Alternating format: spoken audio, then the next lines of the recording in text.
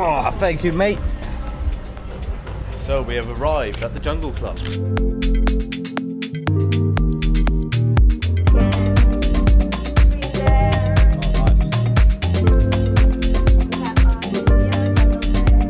What's the right place? Yeah, is this the right place? Seems really quiet.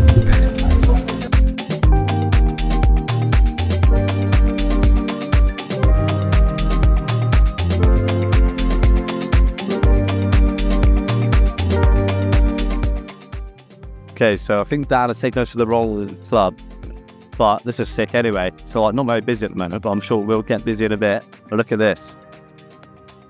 Look, you can see like a river down there, and I assume you can go all down here as well if you want to sit down by the river. That's a possibility.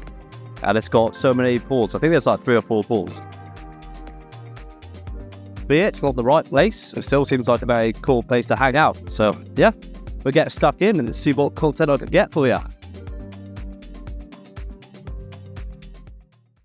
Right, we're going to enter this cave now. Let's check this out. Oh, look at this.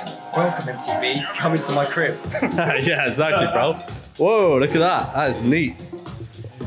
This is wild. This is sick. Right, let's get in the water here. Boom, look at that.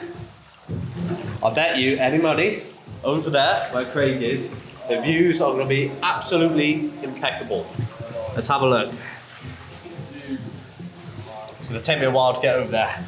I'm a bit slow walking in water. I'm trying very hard for the coldness to take my breath away. Okay, let's see. Let's have a look then. Craig's already got himself comfy over there, so I'm sure it's a good view. Oh, oh nice, look at that. Let me just come over here. Whoa, that's amazing. Quite impressed with that, I must say.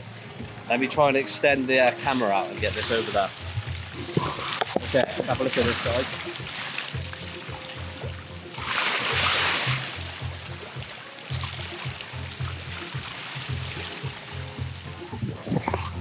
Hopefully you could see in a bit more detail what's down there. I think the view is a little bit better from the other side, but this is a very nice place just to relax and chill and take in the scenes. We've also got some very nice house music here, which I enjoy listening to, particularly when it's warm and you're having a few drinks. Okay people, whilst it's still quiet in this place, I thought I'd just give myself an opportunity to have a bit more in-depth conversation with you guys, as I've been realising a lot of the videos have been vlogging, which is fun, but I haven't really had that in-depth chat with you guys, tell you what's going on and what I'm thinking. And to be honest, my content is changing and it's going to change. I did start off doing like fitness stuff, and I do love fitness, I always will. On a personal level, I love training and I won't stop. I got into it very young and I love it. But from a point of producing content about it, it was just not filling my cup up anymore. It was not fulfilling me producing any more fitness content. And for ages, for months, literally for probably about half a year, I carried this massive guilt that I was doing a disservice to people or the audience I built on like Instagram and stuff, albeit it was fairly small. But I felt like I was doing a disservice by not producing fitness content. I mean, for Christ's sake, I got on like coaching business and I'm not producing that much fitness content. But at the end of the day, to keep things fresh, to keep things alive, to keep things motivating, you've got to speak about and produce things that you enjoy. A lot of people don't do that. They just follow trends, and I've never been a person to follow trends. I only want to speak about and film content that I'm interested in and that I enjoy filming. If I do that, there will be people out there who will relate to it and will come along. For the people who don't, they can unsubscribe and they don't have to watch, and that's absolutely fine. I only want to obviously build an audience of people who are interested in what I've got to say and the things that I'm doing. So yeah, I just wanted to clear that up because I can understand it can be a little bit confusing. That I started out building a fitness channel and a lot of my content's going to be slightly based around travel or about weird concepts like the Solomon's Paradox or the Beta Region Paradox. But at the end of the day, you've got to come along with my journey and just be interested, or at least take some face value on the stuff that I'm interested in. If I start producing content based on trends and based on what I think people want to watch, it's going to go downhill because I'm going to lose the motivation to do it and I'm not going to do it. So yeah, I just wanted to clear that up with you guys and just let you know, look, I'm always going to start with what I'm interested in and I'm going to maintain producing content based on that preference, okay? So hopefully you guys are enjoying the vlog so far and will stick around for future content. for the people who've been here from the start and will stick around, respect to that. And if anyone's new here, then be sure that you're going to be seeing some interesting content and all sorts of things in the future. So it's all good stuff. I appreciate you guys for watching the vlogs, the videos so far. So yeah, just wanted to say thank you. Okay, let's talk about solo traveling. Why should you do it? I've had lots of people reach out to me on Instagram saying, I want to go solo traveling, but don't really know how to approach it or if I should do it and all these things. Now look, I'll hold my hands up. I'm absolutely no expert at traveling or expert solo traveling or anything like that. At the end of the day, I had a thing called an FTE, which stands for a fuck this event, which basically means get to a point in your life where something will happen or there'll be a cascade in all the events and you'll just kind of snap and think, fuck this, I need to change, I need to do something, I need to break. Something like that. For me, it was just being, I don't know, I was just kind of in this place where, as I was previously saying, I wasn't really enjoying the content I was producing.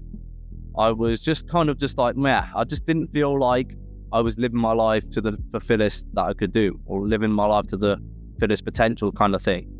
And anyway, one day I was in the gym, it was a winter's evening, I think it was like in January, it was dark, it was cold, the gym I was training at the time was dingy, and my friend was just like, what are we doing? Why are we in the UK? Why are we dealing with this? We could literally be somewhere else like Australia and be building a life here, doing this and that. And kind of we just had this chat and I was just like, do you know what? It got me thinking. I thought, I literally don't have to put up with this if I don't want to.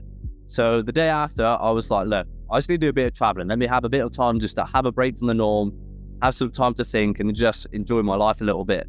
So the next day, I literally went into work with the idea, I'm going to take a sabbatical. I don't want to quit my job. Like at the end of the day, I actually really enjoy my job. Things at work pretty good. But at the same token, I'm like, I still need this break and I still need to be in a new environment to open my mind to other possibilities, maybe online work, maybe a different business. I need to open up these opportunities to kind of give myself kind of different ideas and where I might want to be in 2 years, where I might want to be in 5 years, where I might be geographically, where I might want to start a family and all these sort of big questions that I need to start thinking about and start an actions on them now, because if I don't start now in 5 years, they won't happen, right?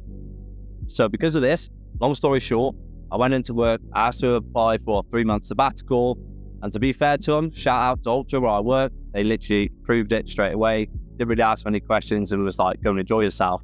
Now, I understand that probably puts me in a very fortunate position. There might not be a lot of people who get that opportunity, but at the end of the day, if you don't ask, then you don't know, because I thought they will give me it. I was trying to go for this promotion at the time, and I thought if I go and take 3 months off work, I'm never going to get it. Guess what? Got the promotion, because when I knew that I had the sabbatical approved, it almost made me think I need to prove myself here and work a bit harder. And I did that and I got the promotion. So at the end of the day, don't let your false beliefs put you off doing something. Always ask and always just take a chance on something. Anyway, got the sabbatical approved. That was great. So how did I go about the solo traveling? Well, firstly, I just posted in a lot of Facebook groups. They have solo travel groups on Facebook. I threw a few photos in there and then some text over it, just like a simple bio, where I'm going, what my plans are, and kind of that sort of stuff, what my interests are.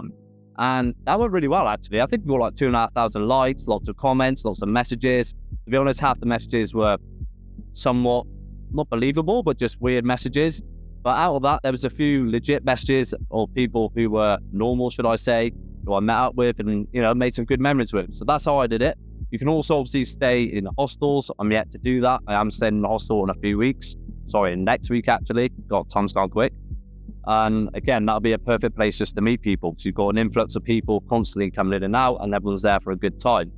But other than that, you can stay at Airbnbs that have shared communal areas. That's what I've basically been doing. So you have like a shared pool or shared kitchen area, and it's just easy to meet people. You can just go downstairs, have something to eat. Sorry, go downstairs, have something to eat, and someone will walk in and just get chatting to them. It's pretty easy. Places like Bali, it's very social. You go down places like Canggu, down on the street, down on the beach. It's very easy just to get talking to people. So that's what I've done so far. Again, I've been quite fortunate because a few of my mates have flown out for a holiday, which has been super nice. So I've had the luxury of having a couple of friends around for the past few weeks, but they're going home soon. So when they do that, I'll be going to a hostel, and I'll just start that process again by just speaking to people, asking questions, and just trying to be a bit more extroverted. So yeah, that's what I've done so far. Like I say, I'm no expert, but if you have any questions based around that, just drop me a message and I'll do my upright best to try and help you out.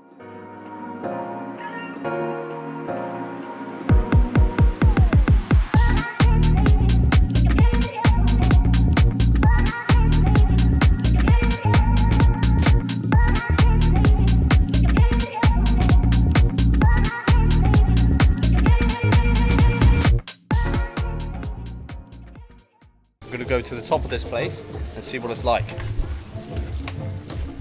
I think there's going to be a lot of stairs to climb. Whoa, this is like a massive tree house. Look at this.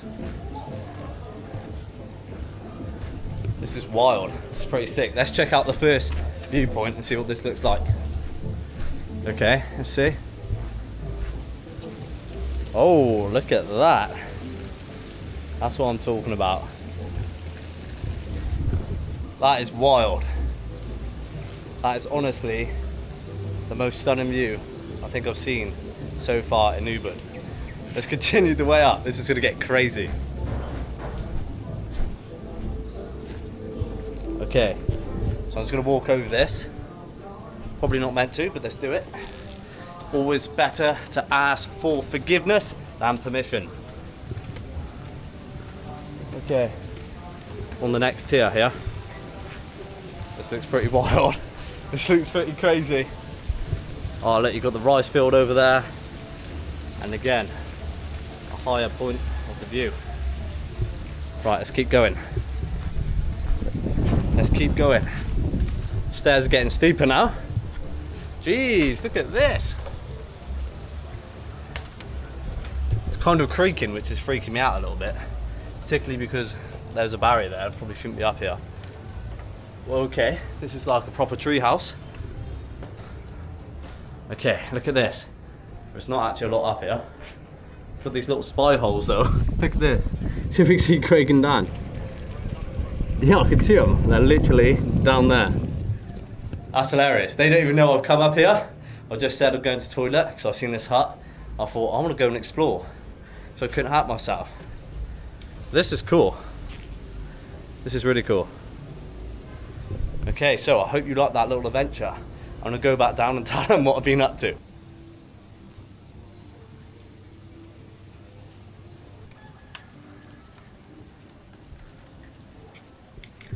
So abseiling down the treehouse in sliders, definitely not the best idea.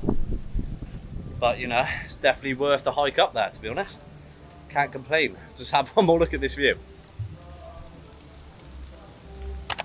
Yes, so nice. So nice.